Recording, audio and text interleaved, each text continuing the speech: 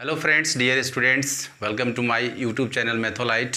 आज हम लोग क्लास 12th के बोर्ड एग्जामिनेशन में आने वाले बोर्ड एग्जामिनेशन 2022 में 2022 में कुछ क्वेश्चंस कैसे पूछे जाते हैं। जैसा कि मैंने यहाँ पर क्वेश्चन लिया है, प्रिंसिपल वैल्यूज़ किसी भी इन्वर्स ट्रिग्नोमेट्रिक फंक्शंस का आप कैसे निकालोगे। ये अधिकतर क्वेश्चन ऑब्जेक्टिव भी पूछता है, कहीं कहीं सब्जेक्टिव भी पूछता है। तो ये क्लास 12th के बोर्ड एग्जामिनेशन के लिए बिहार बोर्ड और सीबीएसई बोर्ड दोनों के लिए काफ़ी इम्पॉर्टेंट है, क्योंकि बिहार बोर्ड और सीबीएसई बोर्ड का सिलेबस सेम है। ओके, तो चलिए, मेरे चैनल पर आप नए हैं तो मेरे चैनल को सब्सक्राइब करें, लाइक करें, शेयर करें और बेल आइकन को ज़रूर दबाएं। तो चलिए अब चलते हैं अपने क्वेश्चन की ओर। मैंने क्वेश्चन लिख दिया है, find the principal values of sine inverse 1/√2 and cot inverse -1/√3। कैसे सॉल्व करते हैं इस क्वेश्चन को, ध्यान से देखिएगा। पहले हम लोग इस क्वेश्चन को बनाने के लिए लेट कर लेंगे theta is equal to sine inverse 1/√2। Okay, फिर क्या करेंगे, साइन थीटा ये इधर आ जाएगा, थीटा से कनेक्ट हो जाएगा, ये 1/√2।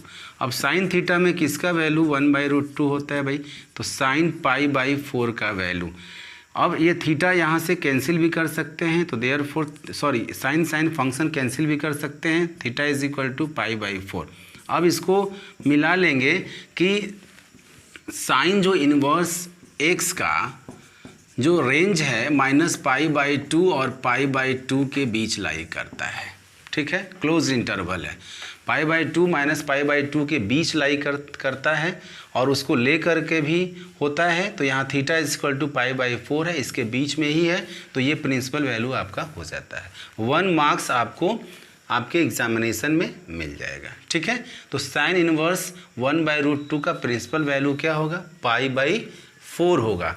और इसको बनाने का तरीका है कि sine theta is equal to sine alpha हो, यहाँ से sine theta is equal to sine alpha हो, तो देयरफॉर थीटा क्या मानते हैं, n π ±1 to the power n into alpha, where n belongs to integer. Okay, अब एक काम करो, आप n का वैल्यू रखो, यहाँ अल्फ़ा, यहाँ पर जब हम लेते हैं इसको यहाँ से बनाते हैं sine theta is equal to sine π/4, तो थीटा के प्लेस पर थीटा तो है ही और अल्फ़ा के प्लेस पर π/4 है। इसका दूसरा तरीका मैं बता रहा हूँ, तो थीटा इज इक्वल टू हो जाएगा n π ±1 to the power n into alpha के जगह पर π/4, where n belongs to integers. कोई भी इंटीजर्स आप रख सकते हो। और चलो, इसके बाद हम लोग क्या देखेंगे, सॉल्व करते हैं इसको उस मेथड से, ताकि और अच्छा बेहतर कॉन्सेप्ट आपका बन सके। n इज इक्वल टू 0 रखते हैं, तो थीटा इज इक्वल टू यहाँ से क्या हो जाएगा, π/4 हो जाएगा। ठीक है, ये 0 हो जाएगा, -1 to the power 0 that is 1 π/4। तो ये π/4 आपका प्रिंसिपल वैल्यू होगा, क्योंकि साइन इनवर्स x का जो रेंज होता है -π/2 और π/2 के बीच होता है। अब n इज इक्वल टू 1 ले लेते हैं, तो थीटा इज इक्वल टू हो जाएगा पाई और ये -π/4 हो जाएगा, तो ये 3π/4 हो गया। तो 3π/4 ज़्यादा हो गया। ठीक है, तो इसको कैंसिल कर देंगे, मीन्स इसके बाद हमको वैल्यू लेना ही नहीं है। तो इस तरह से हम लोग एग्जैक्ट प्रिंसिपल वैल्यू का सलूशन निकाल सकते हैं। ठीक है, तो ये कॉन्सेप्ट आपको आना चाहिए, अदरवाइज इस सिंपल क्वेश्चन को इस कॉन्सेप्ट से भी हम लोग बना सकते हैं, जिसमें प्रिंसिपल वैल्यू साइन इनवर्स 1/√2 का π/4 होगा। तो ये क्वेश्चन बन के तैयार हो जाता है। क्वेश्चन है कॉट इनवर्स -1/√3। ठीक है, तो फिर सिमिलरली उसी तरह से सॉल्व करेंगे, theta is equal to cot inverse -1/√3। ध्यान देंगे, तो यहाँ से क्या हो जाएगा, cot theta is equal to -1/√3।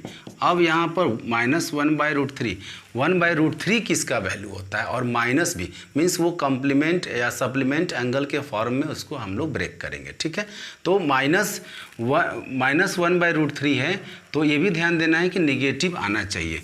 तो cot theta is equal to cot pi minus cot theta में 1/√3 किसका वैल्यू होता है? tan 60√3 होता है, यानी tan 30 आपका क्या होता है? 1/√3 होता है। तो कॉट में 1/√3 किसका वैल्यू होता है? तो π/3 का होता है। ठीक है, तो π/3 ले लेंगे हम लोग। क्लियर हो गया?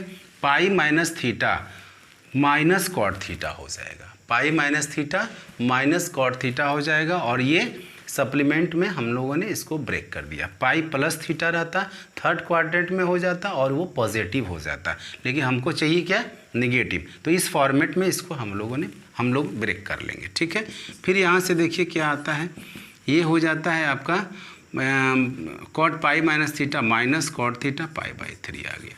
तो ये -1/√3 रिजल्ट आ जाएगा। तो यहाँ से हम लोग एक और इसको सॉल्व कर लेंगे। कॉट हो जाएगा ये 3π minus pi 2π/3, cot cot cancel कर लेंगे फंक्शन को, therefore theta is equal to 2π/3। ठीक है, ये आपका प्रिंसिपल वैल्यू हो गया।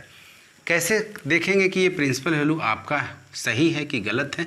क्योंकि कॉट इनवर्स x का वैल्यू 0 और पाई ओपन इंटरवल में होता है, 0 और पाई ओपन इंटरवल में होता है। ठीक है, x का वैल्यू 0 और पाई ओपन इंटरवल में होता है। ओपन इंटरवल के बारे में आपको बेहद जानकारी होनी चाहिए।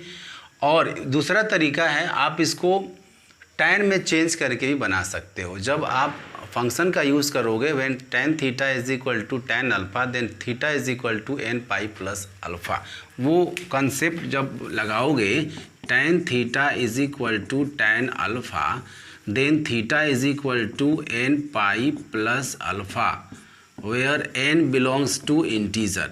कब ये यूज़ करोगे आप? जब इसको आप tan में चेंज करोगे। ठीक है, लेकिन आप क्वेश्चन ऑब्जेक्टिव बनाने वाले हो, आप ऑब्जेक्टिव क्वेश्चन बना करके 1 मार्क्स कम्प्लीटली लेने वाले हो, तो आप इस तरीक़ा से तुरंत और फास्ट ट्रिक से बनाओ कि थीटा इज इक्वल टू 2/3 हो जाएगा। तो इस तरह से आप क्वेश्चंस को सॉल्व कर सकते हो। प्रिंसिपल वैल्यू कैसे निकाला जाता है आप क्वेश्चंस को बना सकते हो अपने बोर्ड एग्जामिनेशन में, और अच्छे ढंग से तैयारी कर सकते हो।